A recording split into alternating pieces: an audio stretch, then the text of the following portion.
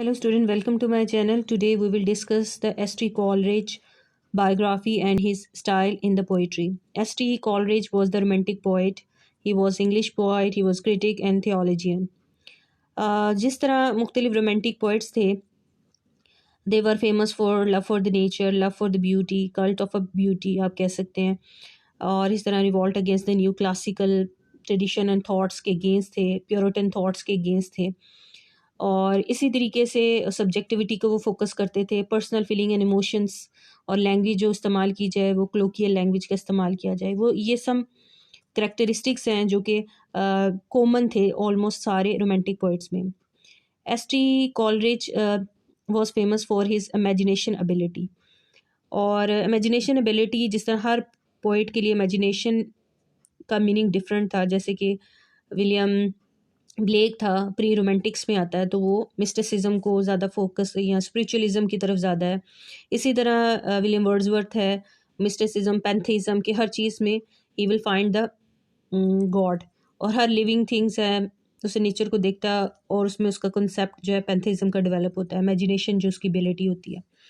जिस तरह उसने फिर जैसे कि उसने पोएटिक थ्योरी दी कि फिजिकल स्टेज होती है, इंटेलेक्चुअल स्टेज होती है, रिकलेक्शन स्टेज होती है, किस तरीके से एक पोइट जो है अपनी पोइट्री को डेवलप करता है।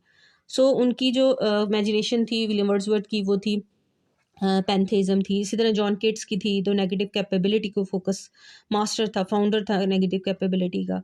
इसी तरीके से जो एस.टी. कॉलरिज थे, he was famous for his imagination ability of the super natural.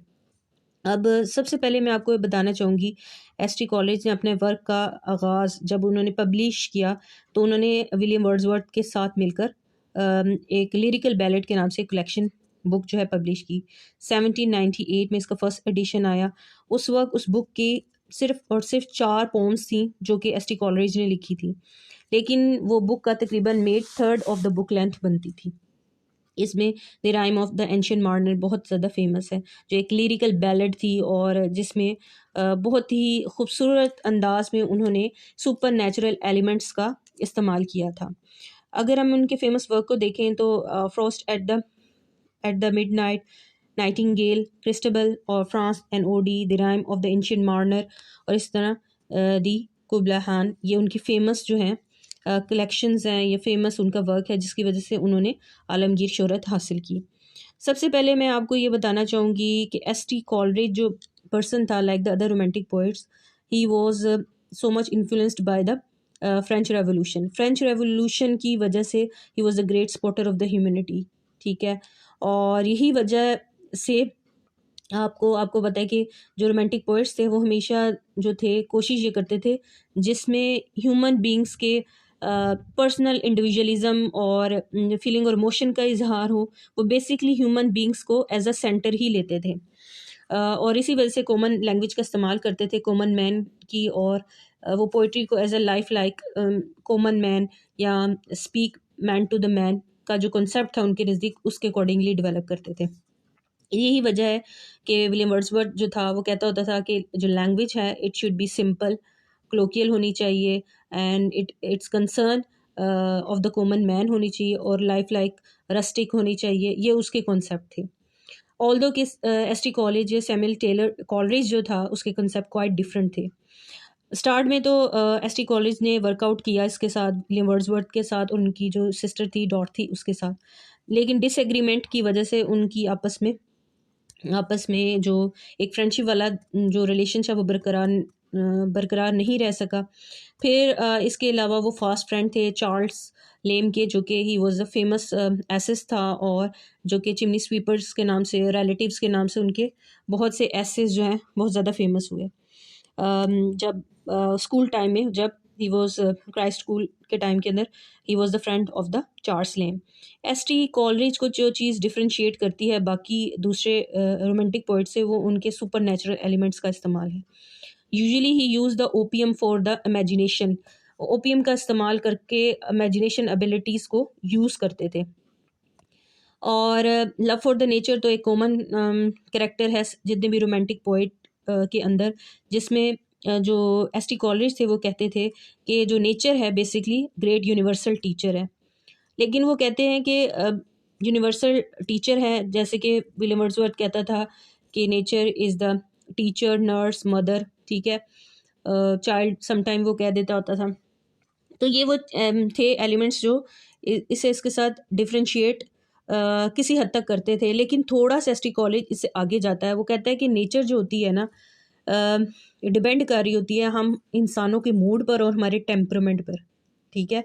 क्या हम फील करें, हमारे मूड क्या हैं, हमारे रवैये क्या हैं, उसके अकॉर्डिंगली हमें जो है हमें हर चीज़ जो है हम परसीव कर रहे होते हैं अपने सेंसेस का इस्तेमाल करके, नेचर के साथ इंटरेक्ट कर रहे होते हैं और नेचर हमें अट्रैक्ट कर रही होती है। सो इसी तरीके से अगर आप नेचर के हवाले से देखें तो उन्होंने डिजेक्शन एंड ओड लिखी थी, जिसमें वो कहते हैं, O lady we receive but what we give.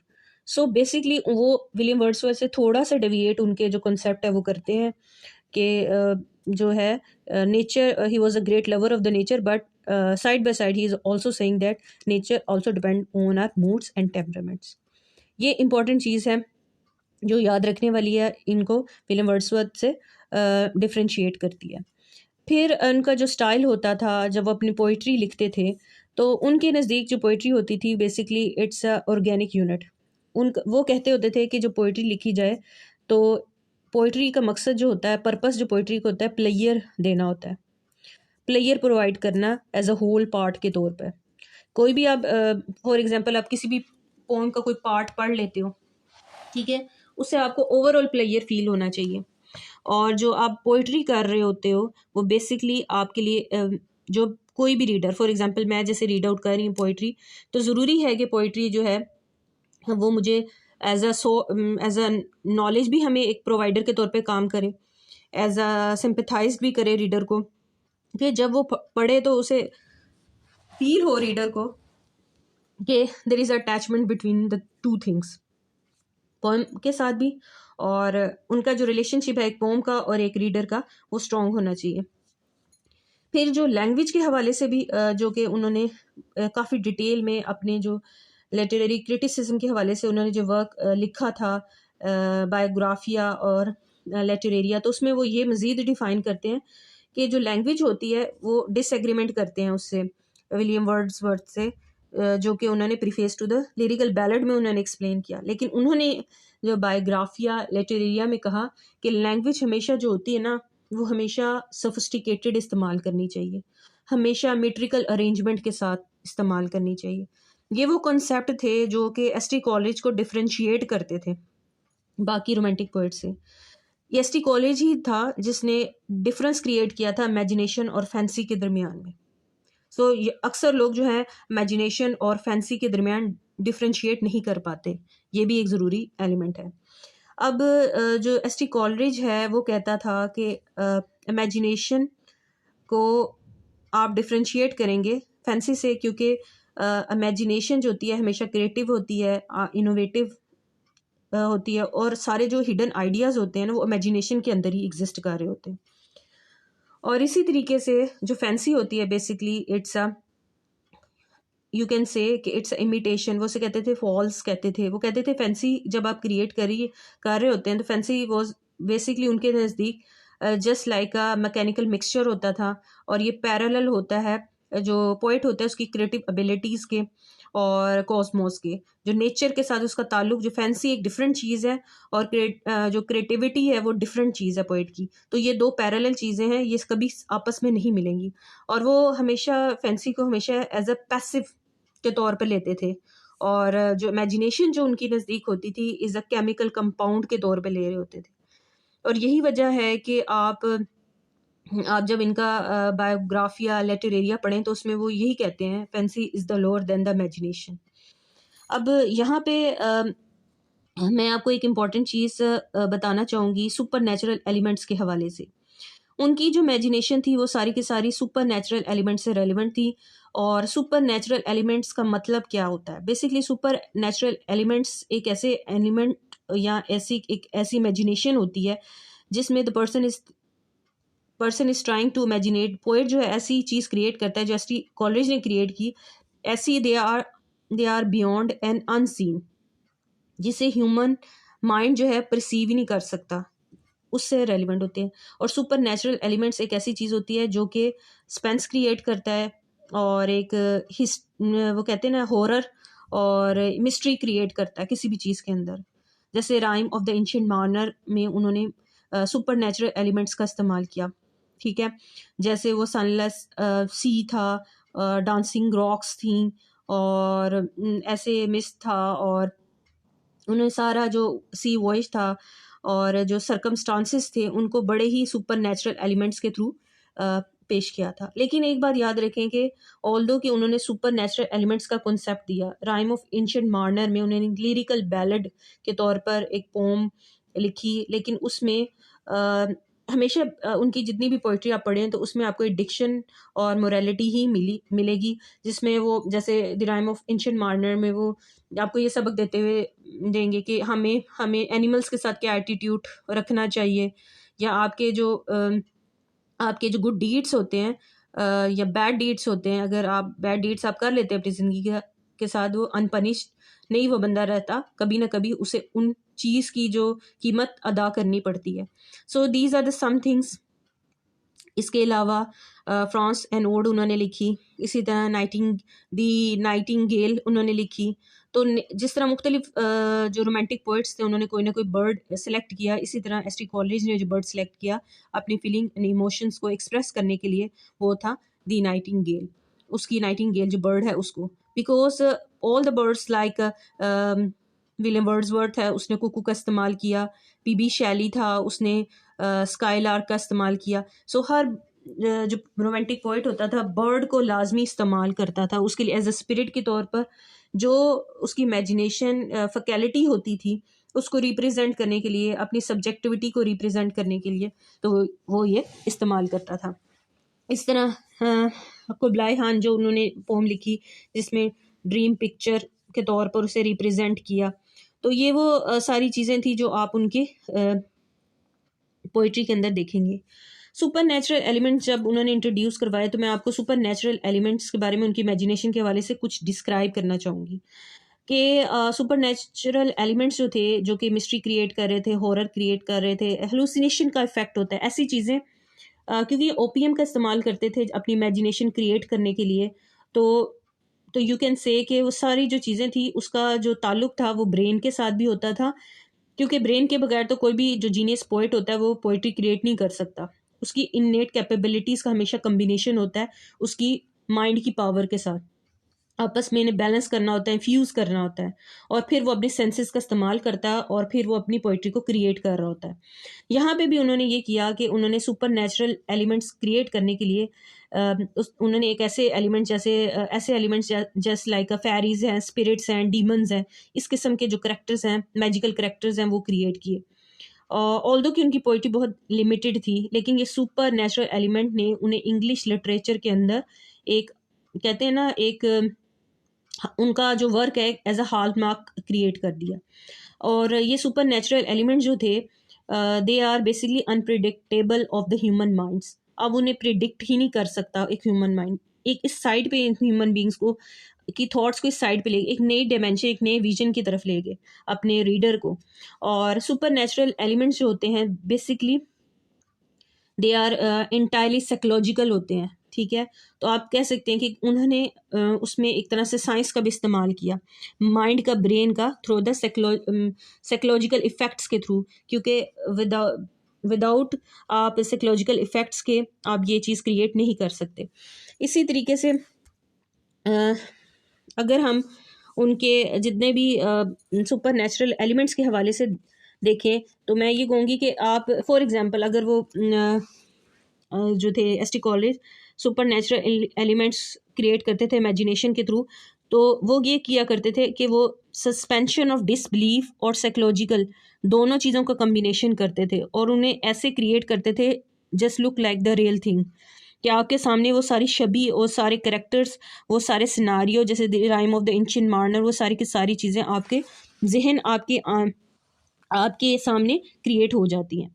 जैसे कि जो उसमें सी वॉइस था, आपको बताया था, डांसिंग रॉक थी, इसी तरह एक औरत थी, she was waiting for the demon lover. इस तरह के मुख्तलिफ जो करेक्टर्स थे आपको एक ड्रीम लाइक सस्पेंशन की सूरत में मिलेंगे, ऐसे जैसे एक ऐसा ड्रीम जो कभी ख़त्म ही ना हुआ, और एक ऐसा क्लाइमेट, एक ऐसा इन्वायरमेंट जिसमें मुख्तलिफ करेक्टर मार्नर और मुख्तलिफ चीज़ें जो है डिपिक्ट हो रही थी, जैसे कावन मैयरलेस to the me to the man, और ये वो सारी चीज़ें थी जो कि उन्होंने अपने पोम्स में सुपर नेचुरल एलिमेंट्स के थ्रू जो थी वो क्रिएट की। इसी तरीके से अगर आप उनको इमेजिनेशन और सुपर नेचुरल एलिमेंट्स के हवाले से फर्दर देखें, तो सुपर नेचुरल एलिमेंट में जो कॉन्सेप्ट था डिवाइन का और स्पिरिट्स का और स्पिरिचुअल स्टाइल का, वो यही एस.टी. कॉलरिज ही वो बंदा था जिसने रोमांटिक पोइट्री में इंट्रोड्यूस करवाया। ऑल्दो के जो विलियम वर्ड्सवर्थ था उनका उनसे उन्हें पसंद नहीं करता था कि ये सुपर नेचुरल एलिमेंट्स, लेकिन चूँकि हर बंदे की एक इमेजिनेशन फैकल्टी होती थी, हर पोइट का एक अपना स्टाइल होता था, तो आप रिस्ट्रिक्ट नहीं कर सकते आप उस पोइट को। जस्ट लाइक विलियम वर्ड्सवर्थ है, पेंथिज्म करता है, तो उसका एक अपना स्टाइल। इसी तरह जो एस.टी. कॉलरिज से ऑल्दो डिसएग्रीमेंट था, ये सेपरेट भी हो गए, लेकिन उसके बावजूद जो है उनका जो एक स्टाइल है वो डिस्टिंक्शन के तौर पर हमेशा याद रखा जाएगा। इसी तरीके से अगर आप देखें उनका सुपर नेचुरल एलिमेंट, तो सुपर नेचुरल एलिमेंट में वो क्या करते थे, एब्स्ट्रैक्ट और कंक्रीट को कंबाइन कर देते थे और हमेशा न्यूट्रल से सुपर नेचुरल की तरफ मूव करते थे। जब वो क्रिएट कर रहे थे सुपर नेचुरल एलिमेंट्स की कहते हैं ना स्पेंस क्रिएट करते थे और अपनी पोइट्री के अंदर। और इसी तरीके से आप कह सकते हैं कि नॉर्मल इम्प्रेशन ऐसा क्रिएट किया जाता था कि सब, अगर आम ज़मीन पर अगर मैं फॉर एग्जांपल हमारा जो ह्यूमन माइंड है वही चीज़ें एक्सेप्ट करता है जो हमारे सामने होती है, जो टचेबल होती हैं, फिजिकल, हम जिनको देख सकते हैं, फिजिकली हम टच कर सकते हैं, टचेबल होती हैं, और यहाँ हमने पहले से उसके बारे में कोई एक्सपीरियंस किया हुआ। लेकिन इन्होंने जो जिस साइड पे लेके गए पोइट्री को, दिस वाज इंटायरली डिफरेंट। इसलिए कहा जाता है the very centre of college art lies in the faculty of evoking the mystery of the things and making it actual and wide spread and obsessing. उसने हर चीज़ को actual create किया, super natural elements को, चाहे वो spirits थी, divine थे, magical effects थे, ये सारे के सारे। और इसी वजह से आप कह सकते हैं कि वो कहते थे कि पोम हर बंदा नहीं डेवलप कर सकता। वो कहते हैं कि जो पोएट होता है वो जीनियस होता है, गॉड गिफ्टेड होता है, और उसके अंदर जो क्रिएटिव एबिलिटीज़ होती हैं वो गॉड गिफ्टेड होती हैं। इसलिए उन्होंने इमेजिनेशन को दो हिस्सों में डिवाइड किया कि इमेजिनेशन 2 टाइप्स की होती हैं, एक प्राइमरी इमेजिनेशन होती है और एक सेकेंडरी इमेजिनेशन होती है। इसी तरीके से जैसे मैंने आपको बताया कि उनके नज़दीक poetry as a source of knowledge है। इमेजिनेशन में जब वो प्राइमरी इमेजिनेशन की बात करते हैं तो वो कहते हैं कि प्राइमरी और सेकेंडरी में डिफरेंस ये है कि प्राइमरी ही वो बेसिक स्टेज है, पहली स्टेज है जो कि हर ह्यूमन बीइंग के अंदर मौजूद होती है, और ह्यूमन बीइंग्स जितने भी हैं वो एक परसेप्शन एबिलिटी, एक परसेप्शन पावर को पोजेस करते हैं। नेचुरली हर इंसान के पास ये एबिलिटी होती है। आप कह सकते हैं जो आइडियाज़ होती हैं, क्रिएटिव आइडियाज़, वो यहीं पे क्रिएट हो रहे होते हैं।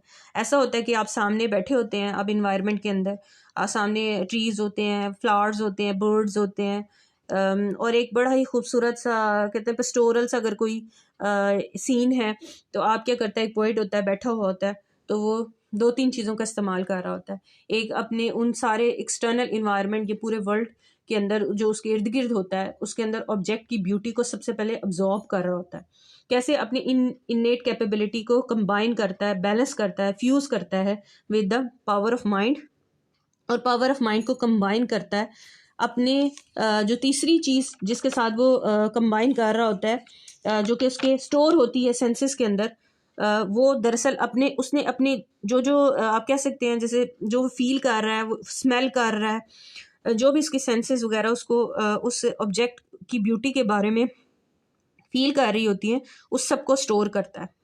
लेकिन स्टोर करने के साथ साथ स्टोर हाउस के तौर पर यहाँ पे वो वर्कआउट करता है, अपने अंदर सारी इमोशंस फीलिंग्स को स्टोर करता है और अपनी इनेट कैपेबिलिटी को इस्तेमाल करके, पावर ऑफ माइंड को इस्तेमाल करके, फ्यूज़ करके एक जो कहते हैं ना फर्स्ट प्राइमरी इमेजिनेशन डेवलप करता है और ऑटोमेटिकली बैलेंस भी हो जाता है।